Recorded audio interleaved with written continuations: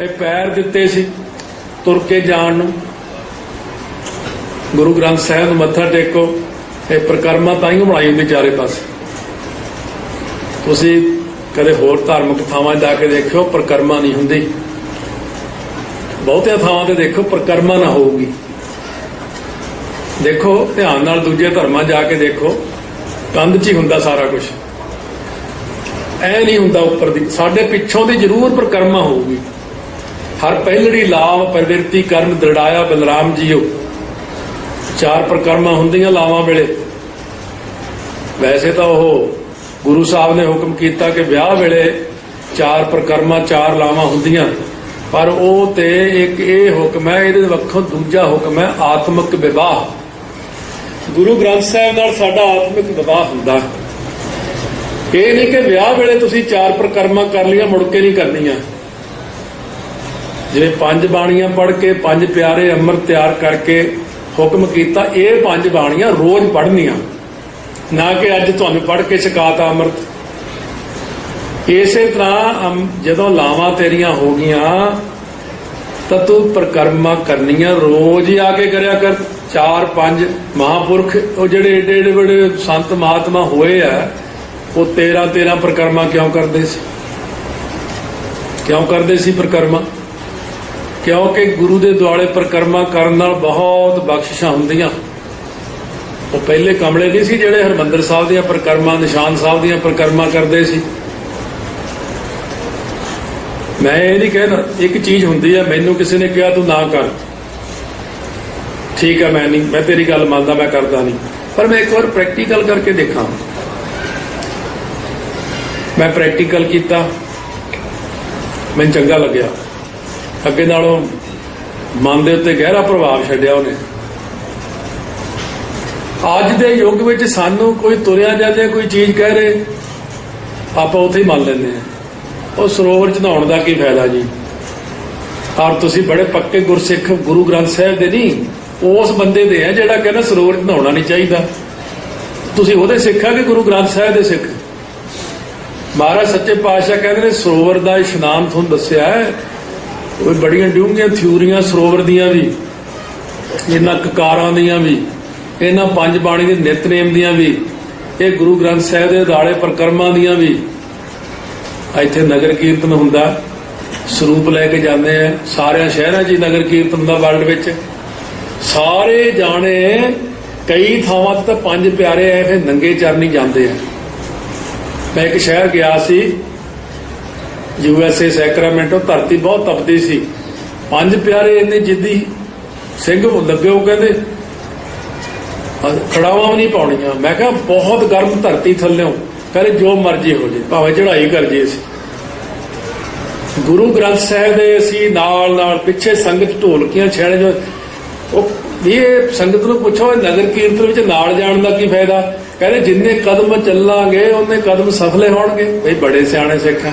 ਫਿਰ ਜੇ ਗੁਰੂ ਗ੍ਰੰਥ ਸਾਹਿਬ ਦੇ ਦੁਆਲੇ ਚੱਲੋਗੇ ਤਾਂ ਫਿਰ ਪੈਰ ਸਫਲ ਨਾ ਹੋਣਗੇ ਤੁਹਾਡੇ। ਨਗਰ ਕੀਰਤਨ ਤਾਂ ਹੁਣ ਅਸੀਂ ਰੋਜ਼ ਕੱਢਣਾ। ਨਗਰ ਕੀਰਤਨ ਤਾਂ ਸਾਲ 'ਚ ਇੱਕ ਵਾਰੀ ਦੋ ਵਾਰੀ ਹੁੰਦਾ। ਤੁਸੀਂ ਆਪਣੇ ਇਹਨਾਂ ਚਰਨਾਂ ਨੂੰ ਗੁਰਮੁਖੋ ਰੋਜ਼ ਸਫਲੇ ਕਰ ਸਕਦੇ ਹੋ। ਬਾਹਲੀ ਸੰਗਤ ਨੋਟ ਕਰ ਲਓ, ਇੱਥੇ ਮੱਥਾ ਟੇਕ ਕੇ ਉਹ ਉੱਥੇ ਜਾ ਕੇ ਬਹਿਣਗੇ, ਇੱਕ ਵੀ ਪ੍ਰਕਰਮਾ ਨਹੀਂ ਕਰਦੇ ਹੈ ਮਹਾਰਾਜ ਦੀ। ਜੇ ਤੁਹਾਨੂੰ ਕੋਈ ਪ੍ਰੋਬਲਮ ਹੈ ਘਰਾਂ ਵਿੱਚ, ਹੋਰ ਕੋਈ ਇਹ ਉਹ ਸਰੀਰ ਦੀ,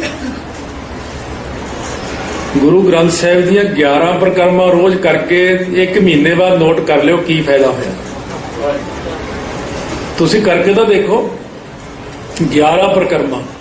ਉਹ 10ਵੇਂ ਪਾਤਸ਼ਾਹ ਨੇ ਜਦੋਂ ਗੁਰਤਾ ਗੱਦੀ ਸੌਂਪਤੀ 5 ਪ੍ਰਕਰਮਾਂ ਕੀਤੀਆਂ ਮਹਾਰਾਜ ਨੇ ਗੁਰੂ ਗ੍ਰੰਥ ਸਾਹਿਬ ਦੀਆਂ। ਉਹ ਵੀ ਤਾਂ ਇਹ ਨਾਰੀਅਲ ਰੱਖ ਕੇ ਮੱਥਾ ਟੇਕ ਕੇ ਸੰਗਤ 'ਚ ਬਹਿ ਜਾਂਦੇ ਵੀ ਆਗਿਆ ਪਈ ਕਾਲ ਕੀ, ਬਸ ਠੀਕ ਹੈ। ਪਹਿਲੇ ਪਾਤਸ਼ਾਹ ਨੇ ਕਿਉਂ ਪ੍ਰਕਰਮਾਂ ਕੀਤੀਆਂ? ਪਹਿਲੇ ਪਾਤਸ਼ਾਹ ਨੂੰ ਕਹਿੰਦੇ ਇਹ ਬੇਦੀ ਜਿਹੜੀ ਅੱਗ ਹੁੰਦੀ, ਬੇਦੀ ਕਹਿੰਦੇ ਬੇਦੀ ਦੇ ਦੁਆਲੇ ਪ੍ਰਕਰਮਾਂ ਕਰੋ। ਉਹ ਕਹਿੰਦੇ ਮੈਂ ਨਹੀਂ ਅੱਗ ਦੁਆਲੇ ਪ੍ਰਕਰਮਾਂ ਕਰਨੀ। ਕਿਉਂ?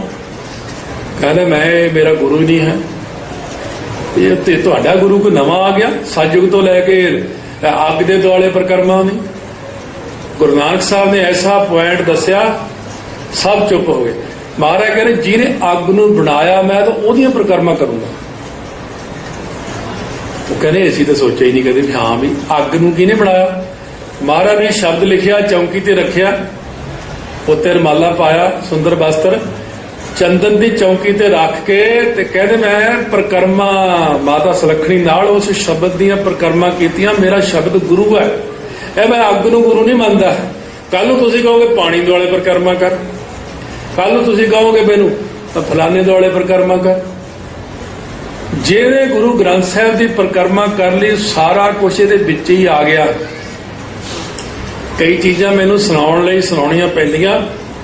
ਬਹੁਤ ਸਾਰੇ ਲੋਕ ਫਿਰ ਕਹਿੰਦੇ ਵੀ ਇਹ ਗੱਲ ਜੀ ਬਾਹਰੋਂ ਕਿਉਂ ਸੁਣਾਈ, ਹੁਣ ਤੁਹਾਨੂੰ ਸਮਝ ਨਹੀਂ ਲੱਗਣੀ ਉਦੋਂ ਤੱਕ। ਇੱਕ ਵਾਰ ਇਹ ਦੇਵਤਿਆਂ ਵਿੱਚ ਵੀ ਰੌਲਾ ਪੈ ਗਿਆ ਸੀ, ਮੈਂ ਵੱਡਾ ਹੋ ਗਈ, ਮੈਂ ਵੱਡਾ ਹੋ ਗਈ, ਮੈਂ ਵੱਡਾ,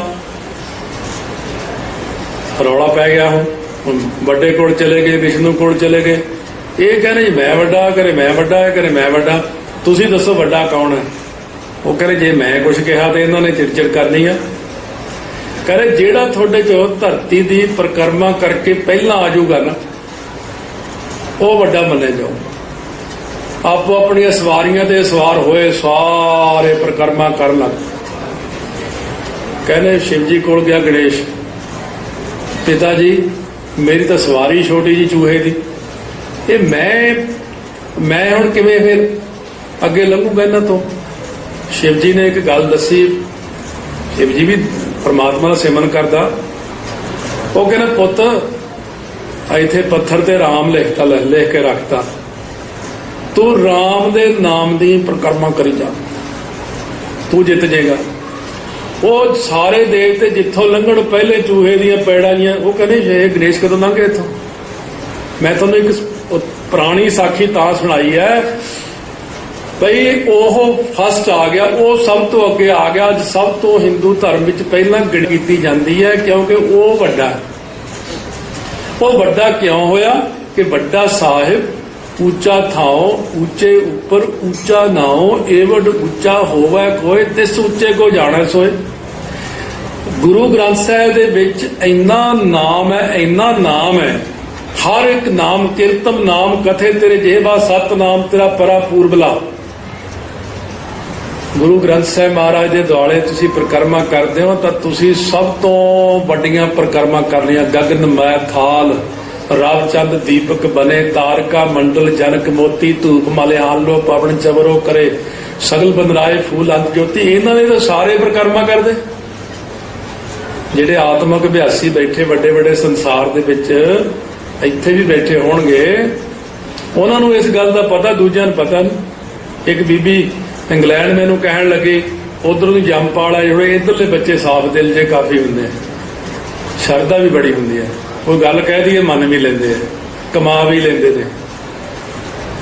ਉਹ ਉਧਰ ਦੀ ਜੰਪਾਲ ਅੰਮ੍ਰਿਤਧਾਰੀ ਕਹਿੰਦੀ ਮੈਂ ਕੋਈ ਗੱਲ ਕਰਨੀ ਆ। ਮੈਂ ਕਿਹਾ ਦੱਸੋ। ਤੁਸੀਂ ਮੈਨੂੰ ਇਹ ਤਾਂ ਨਾ ਕਹੋਗੇ ਵੀ ਇਹ ਪਾਗਲ ਹੈ। ਮੈਂ ਕਿਹਾ ਨਹੀਂ। ਕਹਿੰਦੇ ਮੈਂ ਇੱਕ ਦੋ ਬੰਦਿਆਂ ਕੋਲ ਕੀਤੀ, ਉਹ ਕਹਿੰਦੇ ਤੂੰ ਮੈਂਟਲੀ ਅਪਸੈਟ ਹੋ ਗਈ, ਤੂੰ ਡਾਕਟਰ ਕੋਲ ਜਾ, ਤੈਨੂੰ ਏਦਾਂ ਹੋ ਗਿਆ। ਮੈਂ ਕਿਹਾ ਤੂੰ ਮੈਨੂੰ ਦੱਸ ਕੀ ਗੱਲ ਹੈ। ਉਹ ਕਹਿੰਦੇ ਜਿਵੇਂ ਕੀਰਤਨ ਵਾਲੇ ਰਾਗੀ ਸਿੰਘ ਸ਼ਾਮ ਨੂੰ ਕੀਰਤਨ ਕਰਕੇ ਆਰਤੀ ਪੜ੍ਹਦੇ ਹੁੰਦੇ ਆ, ਗੁਰੂ ਗ੍ਰੰਥ ਸਾਹਿਬ ਦੇ ਉੱਪਰ ਚੰਦਰਮਾ ਤਾਰੇ ਇਸ ਤਰ੍ਹਾਂ ਕਿਉਂ ਘੁੰਮ ਰਹੇ ਨਜ਼ਰ ਆਉਂਦੇ ਮੈਨੂੰ। ਮੈਂ ਕਿਹਾ ਉਹ ਗੁਰੂ ਗ੍ਰੰਥ ਸਾਹਿਬ ਦੀ ਪਰਿਕਰਮਾ ਕਰਦੇ, ਸਾਰਾ ਪੂਰਾ ਬ੍ਰਹਿਮੰਡ ਗੁਰੂ ਗ੍ਰੰਥ ਸਾਹਿਬ ਦੀ ਪਰਿਕਰਮਾ ਕਰਦਾ। ਮੈਂ ਕਿਹਾ ਇਹ ਤੇਰੇ ਮੇਰੇ 'ਚ ਗੱਲ ਆ ਜਾਂ ਕਿ ਅਭਿਆਸੀਆਂ 'ਚ ਗੱਲ ਹੁੰਦੀ, ਆਮ ਬੰਦੇ ਨੂੰ ਕਿਸੇ ਨੂੰ ਕਹਿ ਦੀ, ਫਿਰ ਤੈਨੂੰ ਮੈਂਟਲੀ ਅਪਸੈਟ ਹੀ ਕਿਹਾ ਜਾਊਗਾ। ਇੰਗਲੈਂਡ ਵਿੱਚ 2-3 ਬੰਦੇ ਜੇਲ੍ਹ 'ਚ ਨੇ, ਪਾਗਲਖਾਨੇ ਵਾਲੀ 'ਚ, ਉਹ ਇਹੀ ਚੀਜ਼ ਦੱਸਦੇ ਸੀ। ਮਤਲਬ ਉਹ ਤਾਂ ਲੋਕ ਉੱਥੇ ਡਰਦੇ ਨੇ ਵੀ ਜੇ ਦੱਸਤਾ ਨਾ ਕਹਿਣਗੇ ਇਹਨੂੰ ਕੀ ਹੋ ਗਿਆ, ਕਮਲੀ ਹੋ ਗਈ ਹੈ। ਕਮਲੀ ਨਹੀਂ ਹੋ ਗਈ, ਹਾਲੇ ਤਾਂ ਅੰਦਰਲਾ ਹਿੱਸਾ ਤੁਸੀਂ ਖੋਲੇ ਨਹੀਂ, ਐਕਟੀਵੇਟ ਹੀ ਨਹੀਂ ਕੀਤਾ ਕੁਛ ਅੰਦਰੋਂ, ਹਾਲੇ ਤਾਂ ਬਾਹਰੋਂ ਹੀ ਐਕਟੀਵੇਟ ਹੋ ਤੁਸੀਂ। ਹਾਲੇ ਆਤਮਿਕ ਤੌਰ ਤੇ ਤੁਸੀਂ ਤਰੱਕੀ ਕੀਤੀ ਨਹੀਂ, ਅਭਿਆਸ ਕੀਤਾ ਨਹੀਂ, ਮਿਹਨਤ ਕੀਤੀ ਨਹੀਂ। ਹਾਲੇ ਤਾਂ ਇਹੀ ਹੈ ਜੀ। ਆ ਮੈਂ ਜਦੋਂ ਸਿੰਘਾਂ ਨਾਲ ਇੱਥੋਂ ਲੰਘਦਾ ਬਾਜ਼ਾਰ ਚੋਂ, ਆ ਦੇਖੋ ਜੀ ਇਹਨਾਂ ਦੀਆਂ ਇੰਨੀਆਂ ਦੁਕਾਨਾਂ, ਇੰਨੀਆਂ ਕਰੋੜ ਦੀਆਂ, ਬਸ ਇਹੀ ਹੈ। ਬਸ ਆਹ ਬੰਦੇ ਕੋਲ ਨਾ ਮਰਸਰੀ ਕਾਰ ਹੈ, ਆਹ ਬੰਦੇ ਕੋਲ ਆ ਉਹ ਜ਼ੀਰੋ ਹੈ, ਜ਼ੀਰੋ। ਜਿੰਨੀਆਂ ਮਰਜ਼ੀ ਇੱਥੇ ਕਾਰਾਂ ਲਈ ਫਿਰੋ, ਜਿੰਨੇ ਮਰਜ਼ੀ, ਭਾਵੇਂ ਟਾਵਰ ਦੋਵੇਂ ਖਰੀਦ ਲਓ, ਫਿਰ ਕੀ ਹੋ ਜਾਊਗਾ। ਮਰਨ ਵੇਲੇ ਤਾਂ ਇੱਥੇ ਹੀ ਰਹਿ ਜਾਣੇ ਆ, ਕਿਹੜਾ ਨਾਲ ਲੈ ਕੇ ਜਾਣੇ। ਜਿਹੜੀ ਨਾਲ ਲੈ ਕੇ ਜਾਣ ਵਾਲੀ ਚੀਜ਼ ਆ ਉਹ ਤਾਂ ਹਲੇ ਕਮਾਈ ਨਹੀਂ ਕੀਤੀ ਤੁਸੀਂ। ਬਸ ਮੈਂ ਇਸ ਗੱਲ ਵੱਲ ਹੀ ਦੇਖਦਾ ਰਹਿੰਦਾ, ਇੰਨੇ ਰਿੰਗਟ ਇੰਨੇ ਪੈਸੇ।